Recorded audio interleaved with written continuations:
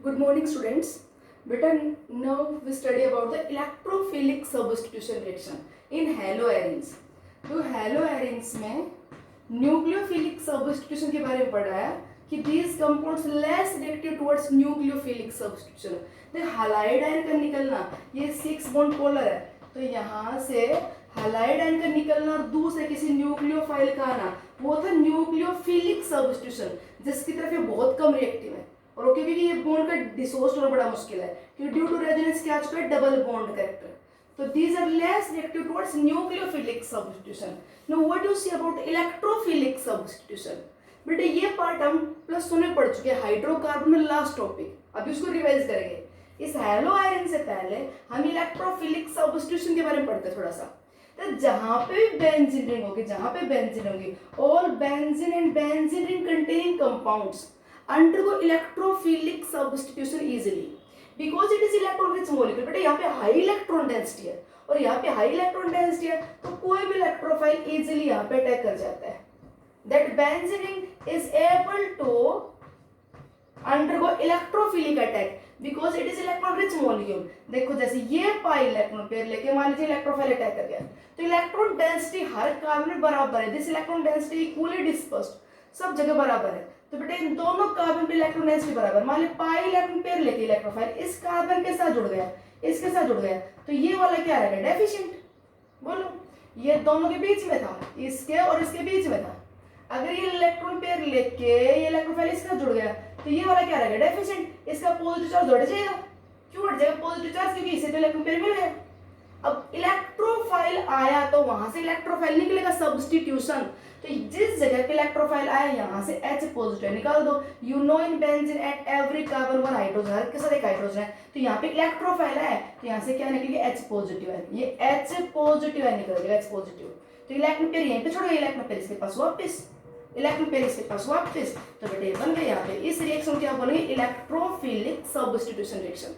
तो benzene electron rich molecule है और इसमें बहुत आसानी से क्या हो जाते हैं, इलेक्ट्रोफिलिक सब्स्टिट्यूशन। वो कौन कौन सी रिएक्शंस जो यहाँ पे हम पढ़ने वाले हैं, अब देखो ये हेलोरेन में बात बताते हैं, पहले बेंजीन में बता रही हूँ। तो बेंजीन में जो इलेक्ट्रोफिलिक सब्स्टिट्यूशन बेटा हम पढ़ने वाले हैं, हैलोजिनेशन। किसमें हैलोजिनेशन करवाते जाए, डार्क में, in the presence of a suitable catalyst like anhydrous AlCl3। हमने क्लोरिनेशन करवाया, तो बेटा ये क्लोराइड आयन निकाल लीजिएगा, Cl पॉजिटिव जनरेट होगा, वो बेंजीन पे Cl पॉजिटिव अटैक कर रहा है, जहां पे भी है वहां से X पॉजिटिव निकल गया, ये हैलोजिनेशन हो गया। अगर इसमें हम कंसंट्रेटेड नाइट्रिक एसिड और कंसंट्रेटेड सल्फ्यूरिक एसिड का मिक्सचर डालें, तो ये H2SO4 का काम है यहाँ पे इलेक्ट्रोफाइल प्रोड्यूस करवाना। ये इससे क्या प्रोड्यूस करवाएगा, NO2 पॉजिटिव, जो हम लेक्चर में पढ़ चुके हैं सारी बातें। और वो NO2 पॉजिटिव यहाँ पे अटैक कर जाएगा, तो H पॉजिटिव आयन का निकलना और NO2 पॉजिटिव में लगना, ये बेटा नाइट्रेशन रिएक्शन होगी। ठीक है, ये क्या होगी, नाइट्रेशन रिएक्शन। अगर यहाँ पे हम डाल दें H2SO4, ओलियम डाल दें H2S2O7, H2SO4 का मिक्सचर, तो बेटा यहाँ पे इलेक्ट्रोफाइल प्रोड्यूस होगा SO3 और वो यहाँ पे अटैक करेगा SO3H, सल्फोनेशन रिएक्शन हो जाएगी। ठीक, और ऐसे अगर इसमें डाल दिया जाए RX in the presence of anhydrous AlCl3, तो AlCl3 से X नेगेटिव निकाल लीजिएगा, R पॉजिटिव जनरेट होगा, वो यहाँ पे अटैक करेगा, तो अल्काइलेशन। और अगर RCOX ले ले, X नेगेटिव निकलने के बाद ये वाला यहाँ CO पॉजिटिव, ये अटैक कर गया बेंजीन रिंग पे, तो बेटा ये हो गया COR, ये हो गई फ्रीडलक्राफ्ट असाइलेशन। तो हर चैप्टर में आएंगे रिएक्शन, क्योंकि हर चैप्टर में बेंजीन रिंग वाला कंपाउंड जरूर मिलेगा, और जहां बेंजीन रिंग होगी due to its high electron density that easily undergo electrophilic substitution. अब बात ये है कि बेटा बेंजीन रिंग पे अगर कोई ग्रुप लगा दिया जाए, जैसे हेलोएरिन, तो बेंजीन पे हेलोजन लगा दिया, तो presence of this group makes the ring more reactive towards electrophilic attack या makes less reactive towards electrophilic attack. तो बता दे कि बेटा ग्रुप्स दो टाइप के हैं, ये जो ग्रुप्स हैं ये दो टाइप के, मैं यहाँ पे Z लिख देता हूँ, ठीक है, ये ग्रुप दो टाइप के हैं। एक तो ऐसे ग्रुप जो रिंग पे इलेक्ट्रॉन डेंसिटी इंक्रीज करते हैं, जो इलेक्ट्रॉन डेंसिटी क्या करते हैं, इंक्रीज, जो रिंग को इलेक्ट्रॉन रिच बनाते हैं। ऐसा ग्रुप जो इलेक्ट्रॉन रिच बनाए, तो इलेक्ट्रॉन रिच बनाएगा तो इलेक्ट्रोफिलिक अटैक इजीली होगा, तो वो तो कहलाते हैं एक्टिवेटिंग ग्रुप। जैसे हम रिंग पे OH लगा दे, OR लगा दे, यहाँ पे NH2 लगा दिया जाए, NHCOR लगा दिया जाए, तो ये बेटा सारे के सारे अपना लोन पेयर ऑफ इलेक्ट्रॉन, ये सारे के सारे अपना lone pair of electron ring को देके क्या करेंगे, एक्टिवेट। देखो ऑक्सीजन अपना लोन पेयर दे रहा है, तो कौन सा इफेक्ट है बेटा, प्लस आर। ऑक्सीजन कार्बन से मोर इलेक्ट्रोनेगेटिव है, ये सिग्मा इलेक्ट्रॉन पेयर को अपनी तरफ खींचेगा, वो कौन सा है, माइनस आई, और प्लस आर की पावर ज्यादा है तो ये इलेक्ट्रॉन को रिच करेगा। तो OR OH NH2 ये ग्रुप कहीं पे लग गए तो ये रिंग को एक्टिवेट करेंगे, रिंग पर इलेक्ट्रॉन डेंसिटी बढ़ाएंगे, रिंग को किस तरफ एक्टिवेट करेंगे, टुवर्ड्स इलेक्ट्रोफिलिक अटैक। और क्योंकि बेटा ये रिंग को एक्टिवेट करते हैं अपना लोन पेयर ऑफ इलेक्ट्रॉन देके, ये रिंग को एक्टिवेट करते हैं इलेक्ट्रॉन पेयर देके, तो बेटा वो इलेक्ट्रॉन पेयर आप इनमें स्ट्रक्चर बना के देख लीजिए, आप स्ट्रक्चर बना के देखिए बेटा वो इलेक्ट्रॉन पेयर आएगा कहाँ पे, वो इलेक्ट्रॉन पेयर आएगा कहाँ पे, ऑर्थो पे, और ऑर्थो के बाद बेटा वो इलेक्ट्रॉन पेयर कहाँ चला जाएगा, पैरा पे। तो ये सारे के सारे प्लस आर इफेक्ट के थ्रू इलेक्ट्रॉन डेंसिटी बढ़ा रहे रिंग पे, तो ये एक्टिवेटिंग ग्रुप कैसे है, सारे के सारे ऑर्थो पैरा डायरेक्टिंग, क्योंकि प्लस आर इफेक्ट की वजह से जो लोन पेयर ऑफ इलेक्ट्रॉन आएगा कहाँ पे आएगा, ऑर्थो पे। उसके बाद ये इलेक्ट्रॉन पेयर यहाँ पे, ये कहाँ पे आ गया बेटा, पैरा पे। इसके बाद ये इलेक्ट्रॉन पेयर इसके पास ये यहाँ पे, फिर कहाँ चला गया, ऑर्थो पे। तो इलेक्ट्रॉन डेंसिटी हाई ऑर्थो और पैरा पे। तो ऐसा ग्रुप जो प्लस आर इफेक्ट के थ्रू इलेक्ट्रॉन डेंसिटी इंक्रीज कर रहा है वो इलेक्ट्रोफाइल को ऑर्थो पैरा बुलाएगा, उन्हें तो बोलते हैं ऑर्थो पैरा डायरेक्टिंग।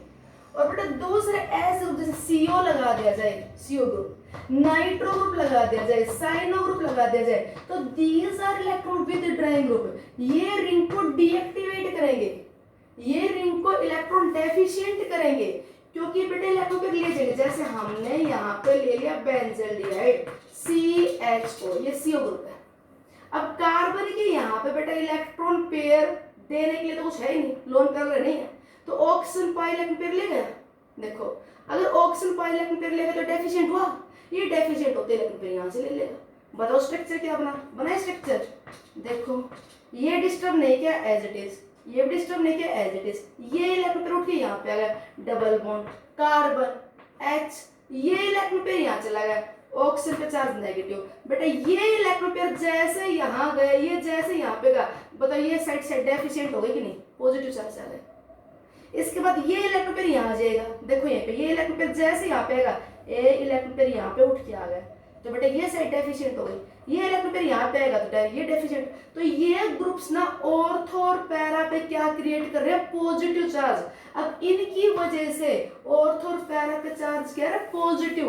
अब ग्रुप लगा लो नाइट्रो, अभी पिछले वीडियो लेक्चर में बताया नाइट्रो के बारे में, तो ये लाइन ले ले नाइट्रो ग्रुप, ये ले लिया, इलेक्ट्रॉन पेयर यहाँ पे ले गया, तो बताओ ऑर्थो पे चार्ज क्या आ गया, पॉजिटिव। फिर इलेक्ट्रॉन पेयर यहाँ से ले गया, पैरा पॉजिटिव, फिर यहाँ पे आएगा, तो नाइट्रो ग्रुप माइनस आर के थ्रू इलेक्ट्रॉन ले गया, ये तो माइनस आई के थ्रू भी ले जाएगा, तो बताओ ऑर्थो और पैरा पे तो क्या क्रिएट करेगा, पॉजिटिव चार्ज।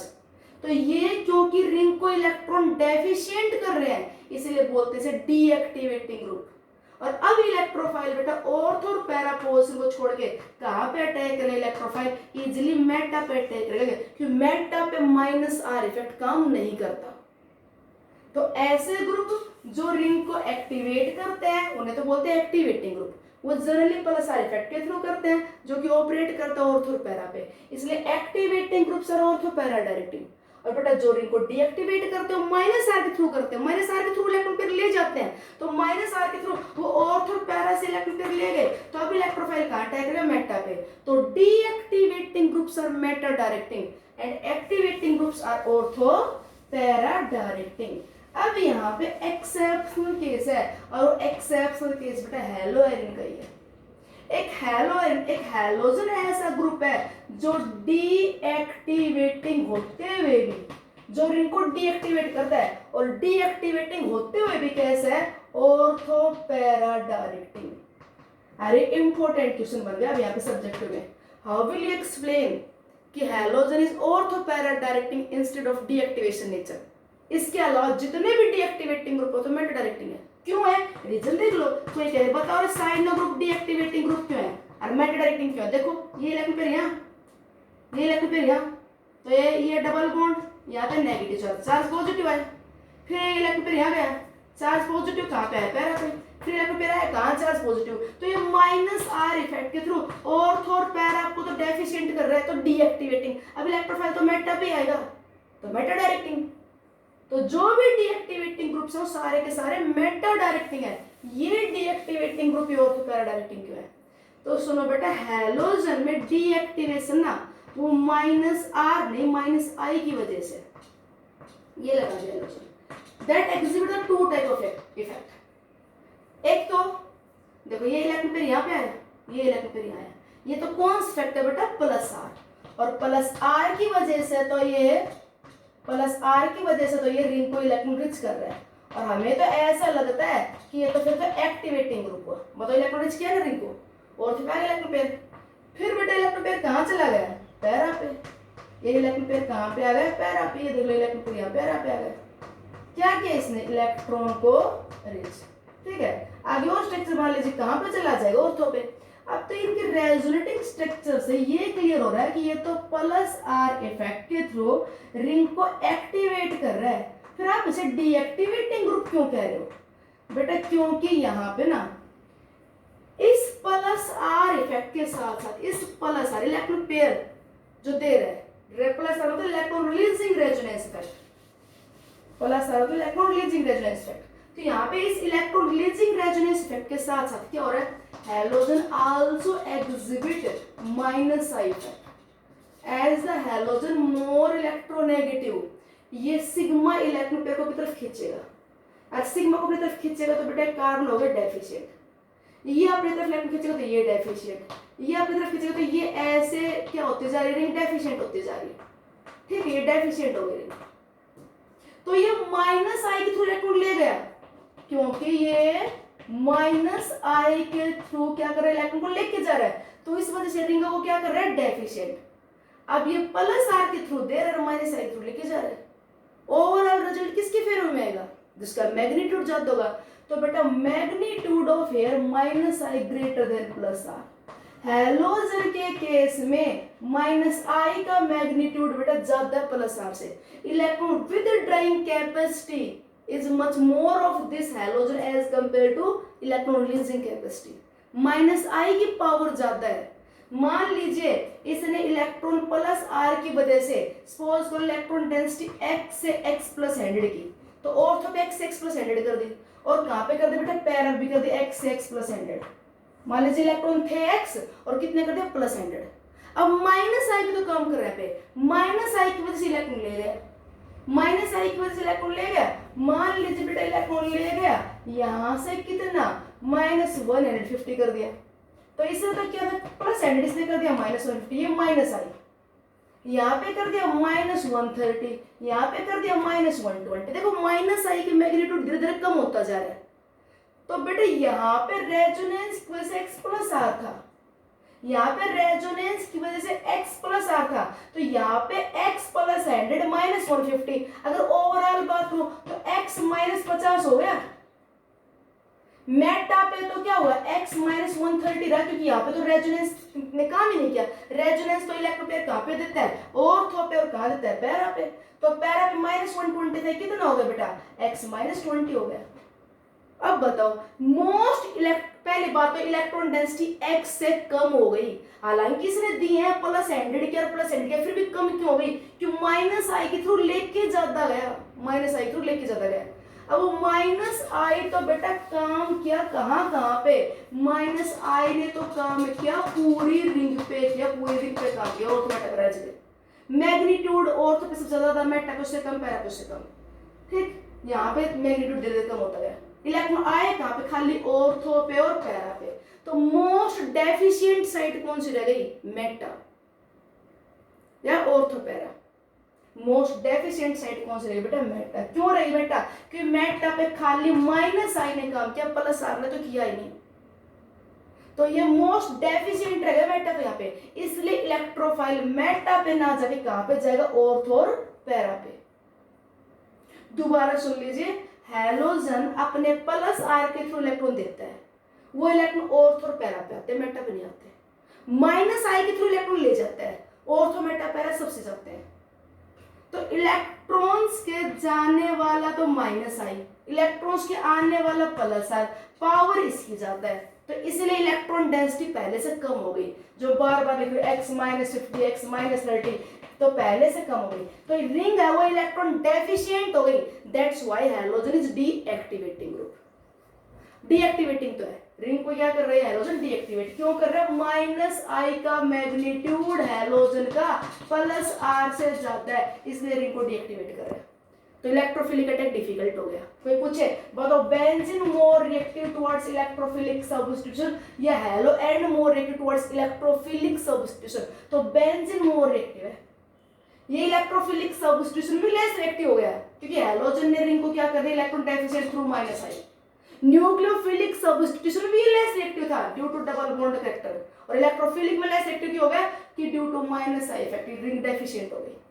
तो इलेक्ट्रोफिलिक अटैक होगा या नहीं होगा जी, थोड़ा स्लो होगा पर होगा। इलेक्ट्रोफाइल कहाँ आएगा, तो इलेक्ट्रोफाइल मेटा पे ना जाके कहाँ पे जाएगा, ऑर्थो और पैरा पे, मेटा पे नहीं जाएगा इलेक्ट्रोफाइल।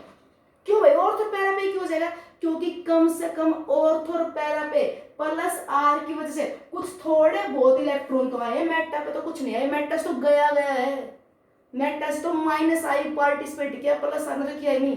तो -I की जो कुछ डेफिशिएंसी है वो ओवरकम की +R ने पर कहाँ पे ऑर्थो पे और पैरा पे, इसलिए इलेक्ट्रोफाइल मेटा पे ना जाके कहाँ पे जाएगा ऑर्थो पे और पैरा पे। तो halogen are deactivating through strong -I effect and ortho para directing nature is due to their +R effect. ठीक है, आप सीधा से बोल सकते हो कि why haloarenes are more reactive towards electrophilic attack. बेटा आप ये बोल सकते हो कि if the electrophile attacks at the ortho position then +R effect of the halogen stabilize the carbocation. कैसे, देखो ये इलेक्ट्रॉन पेयर लेके इलेक्ट्रोफाइल अटैक कर गया, जुड़ गया, पॉजिटिव चार्ज आया, +R बताओ इस कार्बोकेटाइन को स्टेबलाइज कर देगा, +R effect stabilize the carbocation. अगर हैलो आयरन्स में इलेक्ट्रोफाइल कहाँ पे अटैक करे, पैरा पे, इलेक्ट्रोफाइल कहाँ पे अटैक कर जाते हैं ना जी, पैरा पे, ये पैरा पे अटैक करवा रहे, ठीक है, पैरा पे इलेक्ट्रोफाइल अटैक करवा दिया। पैरा पे इलेक्ट्रोफाइल अटैक करते ही भी पॉजिटिव चार्ज है ना वो स्टेबलाइज होगा। कैसे, देखो इलेक्ट्रोफाइल यहाँ पे आ गई, आ गई इलेक्ट्रोफाइल, ठीक, आई इलेक्ट्रोपेयर था, इलेक्ट्रोपेयर था, यहाँ यहाँ पे आया पॉजिटिव चार्ज, ये और ये हैलोजन। अब क्या होगा, अब क्या होगा, ये इलेक्ट्रोपेयर इसके पास हो गया, ये इलेक्ट्रोपेयर यहाँ पे आते ही पॉजिटिव चार्ज यहाँ पे, और ये +R क्या कर देगा इसको स्टेबलाइज। तो अगर इलेक्ट्रोफाइल पैरा पे आता है तो इसका +R स्टेबलाइज कर देगा, अगर इलेक्ट्रोफाइल ऑर्थो पे आता है तो +R स्टेबलाइज कर देगा, और मेटा पे आपको पता है ये जो इलेक्ट्रोपेयर देगा वो मेटा पे नहीं पहुंचेगा, कहां पे पहुंचेगा, ऑर्थो और पैरा पे। तो that is ortho para directing in nature, important, ध्यान रखना। अभी कहते कंप्लीट द रिएक्शन, ये लिया क्लोरोबेंजीन और क्लोरोबेंजीन का क्लोरीनेशन करवा दिया in the presence of this catalyst. ठीक है, रिएक्शन डार्क में होते हैं, तो बेटा क्लोरीनेशन रिएक्शन हो गई है। क्लोरीन कहाँ पे अटैक करेगा, एट ऑर्थो एंड पैरा, तो ऑर्थो डाइक्लोरोबेंजीन बन गया और बेटा क्या बन गया, पैरा डाइक्लोरोबेंजीन, हैलोजिनेशन रिएक्शन हो गई। What happens when treated with concentrated nitric acid and concentrated sulphuric acid, nitration होगा, क्या बन जाएगा, ऑर्थो नाइट्रोक्लोरोबेंजीन, और क्या बन जाएगा बेटा, पैरा नाइट्रोक्लोरोबेंजीन। ठीक, para isomer formed in excess, क्योंकि पैरा पे क्या होती है इलेक्ट्रोफाइल क्या फिल करेगा, लेस स्टेरिक इंटरेस्ट, तो पैरा वाला थोड़ा ज्यादा बन जाएगा, पैरा वाला थोड़ा ज्यादा बन जाएगा। ठीक है, वैसे भी ऑर्थो पे आपको पता है -I इफेक्ट थोड़ा ज्यादा है, पैरा पे -I इफेक्ट कम है, तो पैरा पे स्टेरिक इंटरेस्ट भी कम है, -I भी थोड़ा कम है, तो पैरा वाला ज्यादा बन जाएगा। अगर इस हैलो क्लोरोबेंजीन करवा दिया जाए CH3Cl Friedel-Crafts alkylation in the presence of anhydrous AlCl3, chloride निकाल लीजिए, अगर ये बन गया ऑर्थोक्लोरोटोल्विन एंड पैराक्लोरोटोल्विन, क्या बन गया, ऑर्थोक्लोरोटोल्विन एंड पैराक्लोरोटोल्विन। ऐसे फ्रीडल-क्राफ्ट असाइलेशन रिएक्शन हो जाएगी। अगर इसमें क्या डाल दिया जाए CH3COCl in the presence of anhydrous AlCl3, anhydrous AlCl3 के प्रेजेंस में क्या होगा, ये AlCl3 क्लोराइड निकाल लीजिएगा, COCH3 पॉजिटिव, क्लोरोबेंजीन पर क्या अटैक कर जाएगा, ये COCH3, ऑर्थो पे क्लोराइड निकल गई, CO में चार्ज पॉजिटिव है, कहां पे अटैक करेगा, पैरा पे, तो ऑर्थो क्लोरोएसिटोफिनोन एंड क्या बन जाएगा, पैरा क्लोरोएसिटोफिनोन। ये थी बेटा इसे फ्रीडल-क्राफ्ट अल्काइलेशन ये असाइलेशन, नाइट्रेशन, हैलोजनेशन। और अगर आप ओलियम डालोगे, ओलियम डालेंगे तो सल्फोनिक ग्रुप आ जाएगा। क्या बन जाएगा? Ortho chloro benzene sulphonic acid. और क्या बन जाएगा बेटा साथ में? Para chloro benzene sulphonic acid. ठीक, ये था all about the electrophilic substitution reaction. अब बेटा लास्ट में इंपॉर्टेंट दो पॉली हैलोजन कंपाउंड्स बताती हूँ आपको। ठीक है, एक कंप्लीट होता है यहाँ पे about all haloarenes, haloalkanes, haloarenes, दोनों की प्रिपरेशन प्रॉपर्टी कंप्लीट। एक important poly halogen compound DDT, आपने सुना होगा। डीडीटी की फुल फॉर्म है dichloro diphenyl trichloroethane. Dichloro diphenyl trichloroethane, ये इसकी फुल फॉर्म है। डीटी बनता किससे? डीटी बनता है बेटा क्लोरल और क्लोरोबेंजीन। किससे बनता है? Chloral and chlorobenzene. ये क्लोरोबेंजीन है, chlorobenzene. Every 2 mole of chlorobenzene condensed with the 1 mole of chloral. Chloral क्या होता है? ट्राइक्लोरोइथेनॉल। ये क्लोरल है। क्या नाम इसका? क्लोरल। कॉमन नेम है chloral. Trichloro ethanol, ethanol 1 2 trichloroethanol that treat with concentrated H2SO4। इसमें क्या डाल दिया? Concentrated H2SO4। और आपको पता है concentrated H2SO4 is a strong dehydrating agent. Concentrated H2SO4 is a strong dehydrating agent. तो बेटा यहाँ से H, ध्यान सुनना चाहिए, यहाँ से H और ये ऑक्सीजन, ये H2 वाटर निकल गया और ये दोनों जुड़ गए आपस में। दिस कंडेंस्ड टुगेदर, वाटर निकल गए, आपस में कंबाइन हो गए। कौन कंबाइन हो गए? ये chlorobenzene, and that combined with chloral. यहाँ से ऑक्सीजन निकल गया, CHCl। इसे बोलते बेटा डीडीटी। ये जो बन गया कंपाउंड डीडीटी, ये देखो डाइक्लोरो डाइफिनाइल, और ये 1 2 3 ट्राइक्लोरो, कार्बन 2 है, 1 और 2 ट्राइक्लोरोइथेन। ठीक है, ये आईयूपीएसी नेम नहीं है, मैं दोबारा स्ट्रक्चर लिख रही हूँ। ये आईयूपीएसी नेम है बेटा। डीडीटी का स्ट्रक्चर मैं दोबारा लिख रही हूँ। ये क्लोरोबेंजीन और कंडेंस्ड विद क्लोरल, ये क्लोरल। तो बेटा ये आईयूपीएसी नेम नहीं है, कॉमन नेम है डाइक्लोरो डाइफिनाइल ट्राइक्लोरोइथेन के 2 क्लोरो 2 फिनाइल ग्रुप पर ट्राइक्लोरोइथेन। आईयूपीएसी नेम देखो, इसका आईयूपीएसी नेम लिखना है तो आप नंबरिंग करो कार्बन चेन की, लॉन्गेस्ट कार्बन चेन। तो यहां से करते तो बेटा 1 2, इधर से क्यों कर रहे हैं? यहाँ पे 1 2 3 सब्सटेंट लगे हैं, तो 1 1 1 और 2 2, यहाँ पे 1 2 3 3 है, यहाँ पे कितने सब्सटेंट है? 2। अगर आप इधर से करते ना, ये करते 1 2, तो 1 1 2 2 2, तो गलत हो जाता है। Lowest set of locate tool की लोकेशन आपको जितना उसे छोटे छोटे मिल चाहिए सब्सटेंट को, तो इसलिए ये 1 ये 2। ठीक है भैया। 2 पे क्या लगा हुआ देखो, अब 2 पे क्या लगा हुआ है? Phenyl group. ये अगर नहीं होता तो क्या है? फिनाइल। ये भी क्या है? फिनाइल। तो 2 पे क्या दो फिनाइल है? 2 डाइफिनाइल। पर फिनाइल के साथ ये लगा हुआ है, तो सब्स्टिट्यूएंट पे भी सब्स्टिट्यूएंट लगा हुआ है, तो इसकी फिर नंबरिंग करो 1 dash 2 dash 3 dash 4 dash 5 dash 6 dash. तो बेटा क्या होगा? 4 डैश क्लोरोफिनाइल। ये भी क्या है? 4 डैश क्लोरोफिनाइल। एक जैसे कॉम्प्लेक्स सब्स्टिट्यूएंट 2 आ गए, तो इसलिए बिस लिखेंगे तो 2 2, कि ये भी 2 पे है, ये भी 2 पे, तो 2 2 क्या 2 पे? बिस 2 है, क्या है? बिस क्या है? 2 4 डैश क्लोरोफिनाइल। 4, हाँ फिनाइल होता है C6H5, अगर ये नहीं होता हम बोलते फिनाइल, ये C6H5 है फिनाइल, और फिनाइल क्लोरो लगा तो क्लोरोफिनाइल। तो 2 2 बिस 4 डैश क्लोरोफिनाइल, और आगे बेटे 3 इथेन है, तो 1 1 1 ट्राइक्लोरोइथेन, ये इसका आईयूपीएसी नेम हुआ है डीडीटी। पावरफुल इंसेक्टिसाइड बेटा, पावरफुल इंसेक्टिसाइड, बट इंडिया में बहुत सारे कंट्री में इसके ऊपर बैन लगाया जा चुका है। क्यों लगाया जा चुका है? क्योंकि ये कैसा है? नॉन बायोडिग्रेडेबल, तो वाटर को, सॉइल को पोल्यूट करता है, और इसकी इंपॉर्टेंस है, it is a powerful insecticide. ऐसे बेटा अगर हम बात करें क्लोरोफॉर्म CHCl3, ये भी एक पॉलीहैलोजन कंपाउंड है क्लोरोफॉर्म, जो बेहोश करने के लिए जनरली यूज किया जाता है, बट अब नहीं करते, अब इसकी जगह ना इथर्स यूज करने लग गए, बिकॉज इट्स क्रोनिक एक्सपोजर। अगर लगातार ये बॉडी पास किया जाए तो लीवर को डैमेज करता है, तो अब यूज नहीं करते बेहोश करने के लिए क्लोरोफॉर्म। है इसकी एक इंपॉर्टेंट बात, क्लोरोफॉर्म बेटा सनलाइट की पर्दे से बहुत जल्दी उखड़ जाता है, In the presence of sunlight, it easily oxidized and give a poisonous compound phosgene. ये poisonous compound phosgene में convert हो जाता है. इसलिए क्लोरोफॉर्म को हमेशा कलर्ड बोतल में स्टोर करते हैं, ऊपर तक पूरा फिल कर देते हैं ताकि इसमें एयर एंटर ना करे, और बड़े डार्क में से स्टोर करते हैं. कलर्ड बोतल में ऊपर तक फिल करके टाइट बंद करके डार्क रूम में स्टोर करते हैं, क्योंकि सनलाइट की प्रेजेंस में, ऑक्सीजन की प्रेजेंस में ऑक्सीडाइज होकर पॉइजनस कंपाउंड में कन्वर्ट हो जाता है. इस रिएक्शन को थोड़ा स्लो करने के लिए, रोकने के लिए, इसकी पॉइजनस कंपाउंड को नॉन पॉइजन करने के लिए थोड़ा इथेनॉल डालते हैं. तो पूछ लेते हैं what is the role of ethyl alcohol during storage of chloroform. Chloroform store करते टाइम इथाइल अल्कोहल क्यों डालते हैं? तो एक तो बेटा इथाइल अल्कोहल इस रिएक्शन के लिए नेगेटिव कैटलिस्ट का काम करता है. एक तो ये क्या करता है, इथाइल अल्कोहल यहाँ पे नेगेटिव कैटलिस्ट का काम करता है. एक क्लोरोफॉर्म के ऑक्सीडेशन को स्लो करता है, इसको ऑक्सीडाइज होने से रोकता है. और दूसरा, ये इथाइल अल्कोहल बेटा जो पॉइजनस कंपाउंड बन गया फोजेन, इस पॉइजनस कंपाउंड को नॉन पॉइजनस प्रोडक्ट में कन्वर्ट करता है. इस पॉइजनस कंपाउंड को एक किसमें कन्वर्ट, नॉन पॉइजनस में. देखो यहाँ से HCl निकाल दो, HCl निकाल दो, ठीक है. ये HCl निकाल दिया और ये बन गया डाई इथोक्सी कार्बोनेट. क्या बन गया? Di ethoxy carbonate. ठीक, ये कंपाउंड कैसा है? Non poisonous. इसलिए क्लोरोफॉर्म स्टोर करते टाइम क्या डाल देते? थोड़ा सा इथाइल अल्कोहल.